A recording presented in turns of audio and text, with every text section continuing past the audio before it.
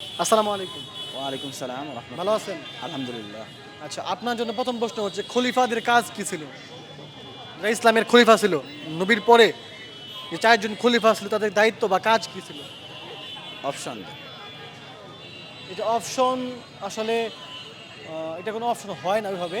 আমরা বলতে পারি যে যেহেতু খলিফা ইসলামের পরে ছিল, তাদের কাজ ছিল হচ্ছে কি মানুষের দাওয়াত কাছে দেওয়া। ইসলামের দ্বীনের দাওয়াত দেওয়া বা নবীর পরে উম্মতদেরকে ওইভাবে শাসন করা, মুসলিম নেতা হিসাবে তারা দায়িত্ব ছিলেন আরকি। আচ্ছা, ২য় নাম্বার প্রশ্ন আপনার জন্য। জান্নাত কয়টি? জান্নাত ৮টি। ৮টি, উত্তরটি সঠিক। ৩য় নাম্বার প্রশ্ন আপনার জন্য। সৌদি আরবে মুসলিমরা হজ করতে যায়, তো হজ করতে কোন ২টি শহরে যায়? Mecca Medina. Mecca Medina. ৪র্থ নাম্বার প্রশ্ন আপনার জন্য।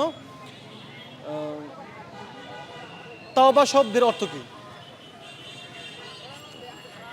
তওবা শব্দের মানে কি? মাপ চাওয়া। মাপ চাওয়া বা ক্ষমা চাওয়া। লাস্ট প্রশ্ন আপনার জন্য। মুসাফির কাকে বলা হয়?